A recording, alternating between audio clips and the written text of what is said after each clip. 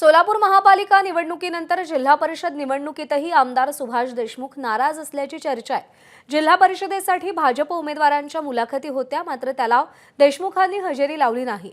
आपण त्या मुलाखतीला असणं अपेक्षित नव्हतं असं त्यांनी म्हटलंय। भाजपच्या विजयानंतर देशमुखांवर निशाणा साधणाऱ्या बॅनरवरही त्यांनी भाष्य केलंय। यश पचवता यायला हवं, विजयाचा उन्माद नसावा असं ते म्हणाले। जिल्हा परिषद निवडणुकीत घराणेशाही नसावी अशी अपेक्षा त्यांनी व्यक्त केली आहे। त्यांच्याशी बातचीत केली आमचे प्रतिनिधी आफताब शेख यांनी। भाजपने याच्या आधी सत्ता बघितली आहे, मात्र हा जो निकाल आहे तो अभूतपूर्व आहे। 87 जागा तब्बल भाजपला मिळाल्यात। तुम्ही कशा पद्धतीने बघताय निकालाकडे, काय विश्लेषण आपलं या संदर्भात आहे? प्रथम मी सोलापूरच्या जनतेचं मनापासून आभार मानतो। सोलापूरकरांनी भारतीय जनता पक्षावर जो विश्वास टाकलेला आहे, तो विश्वास गेल्या 11 वर्षामध्ये आम्ही दोन्ही आमदारांनी असेल, अलीकडच्या काळात शहरमध्येच्या आमदारांनी असेल, ह्या काळामध्ये जो विकास झालेला आहे, ही मतं विकासाला मिळालेली मतं आहेत भाजपला।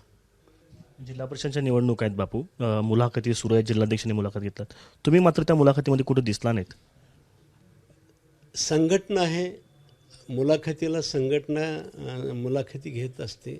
मला असं वाटतं की तालुका अध्यक्ष असतील, मंडलाध्यक्ष असतील, आमचे जिल्हाध्यक्ष असतील, काही नेमलेले पदाधिकारी असतात, त्यांनी मुलाखती घेतलेल्या असतील।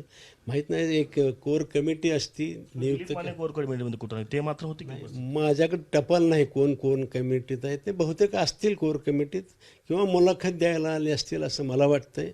माहीत नाही मला कशाला आलते ते, पण कोर कमिटी असती, सिस्टीम आहे। पक्षाने मुलाखत घ्यायच्या संघटनेने घेतलेली होती आणि त्याच्यामुळे मला असं वाटतं की संघटनेची मुलाखती झाल्या, त्याची छाननी करते, त्याचा आज काहीतरी निकाल देऊन आम्हाला परत शेवटच्या ह्याला बोलवते।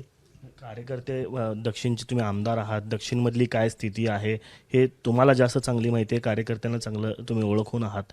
अशा वेळेस पक्षाला तुम्ही काही सुचवणार आहात का? कारण महापालिकेमध्ये देखील तुम्ही सुचवला होता, त्यानुसार काही निष्ठावंतांना तरी किमान तिकीटं मिळालेली आहेत। आता जिल्हा परिषदमध्ये काय व्हावं असं तुमची अपेक्षा? मला असं वाटतं की पक्षाचं धोरण आहे की घराणेशाही असू नये, घरात उमेदवारी देऊ नये असं धोरण आहे।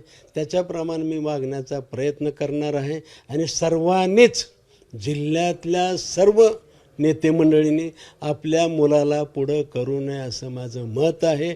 आणि मला खात्री आहे, जर ह्यांना भारतीय जनता पक्षाचे संस्कार पटत असतील तर ह्यांनी यांच्या परिवारातली, नातेवाईकातली नावं पुढं करणार नाहीत आणि सामान्य कार्यकर्त्याला न्याय देतील असं मला वाटतं। एबीपी माझा, उघडा डोळे बघा नीट।